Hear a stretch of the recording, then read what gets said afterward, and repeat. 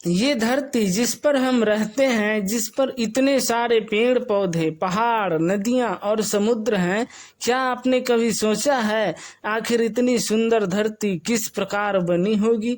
आज से करोड़ों साल पहले यह किस प्रकार दिखती होगी और इसे बनने में कितने सालों का वक्त लगा होगा? तो दोस्तों, आज हम आपके इन्हीं सवालों के जवाब देने वाले हैं। तो हाय गाइस, मेरा नाम है उत्पल और आप देख रहे हैं मेरा यूट्यूब चैनल उत्पल फैक्ट्स। तो अगर आप मेरे चैनल पर नए हैं तो प्लीज मेरे चैनल को सब्सक्राइब कर दीजिएगा और वीडियो को लाइक कर दीजिएगा। तो चलिए दोस्तों, वीडियो की शुरुआत करते हैं और आपको बताते हैं कि हमारी पृथ्वी किस प्रकार बनी होगी। दोस्तों, वैज्ञानिकों के अनुसार लगभग 5 अरब वर्ष पूर्व सूर्य के आसपास बिखरे पत्थर, चट्टानें और धूल कण के बादल ग्रेविटी के कारण आपस में टकराने और जुड़ने लगी। टकराने और जुड़ने का ये सिलसिला लाखों सालों तक चलती रही, जिससे आग के गोले के रूप में पृथ्वी का जन्म हुआ। वैज्ञानिक मान्यताओं के अनुसार पृथ्वी के जन्म के समय इसका तापमान 1200 डिग्री सेल्सियस था।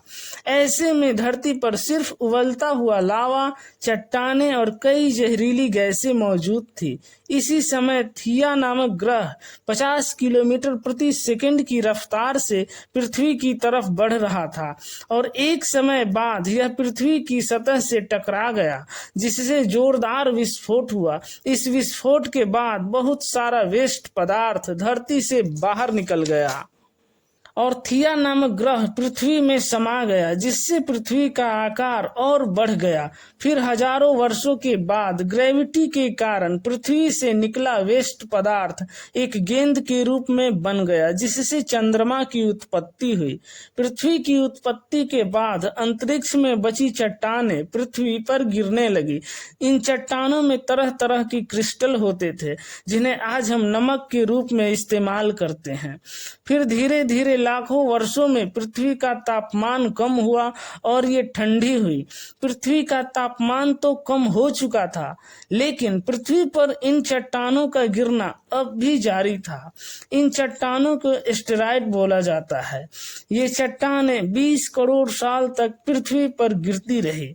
इन चट्टानों में मौजूद क्रिस्टल से पृथ्वी पर गहरे स्थानों पर पानी जमा होने लगा। इस प्रकार पृथ्वी पर समुद्र के रूप में ढेर सारा पानी इकट्ठा हो गया। इस समय चंद्रमा पृथ्वी के बहुत निकट था, जिसके कारण उसके गुरुत्वाकर्षण बल से पृथ्वी पर तूफान आते रहते थे।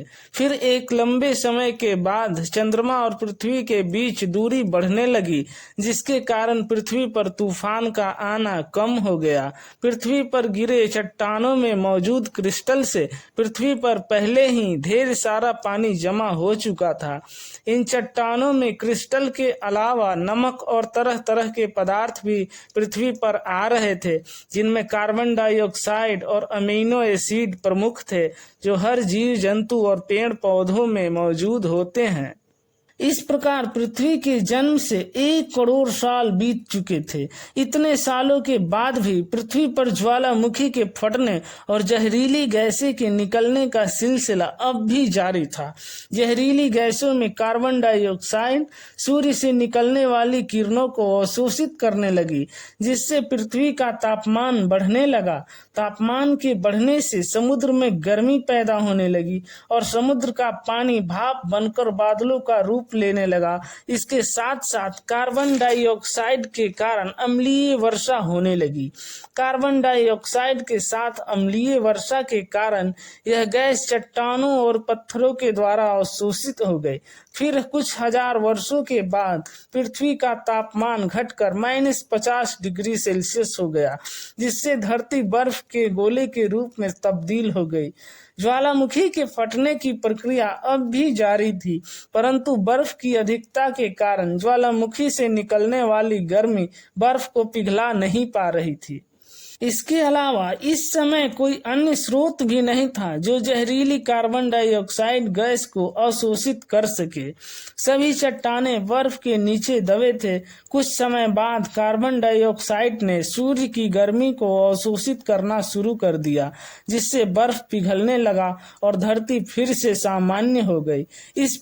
इस प्रकार ये धरती जीवन के लिए पूरी तरह तैयार थी। तो दोस्तों, इस प्रकार हमारी पृथ्वी का जन्म हुआ। ऐसे ही रहस्यों से भरी जानकारी के लिए आप हमारे चैनल को सब्सक्राइब करें। मिलते हैं अगले वीडियो में, तब तक जय हिंद।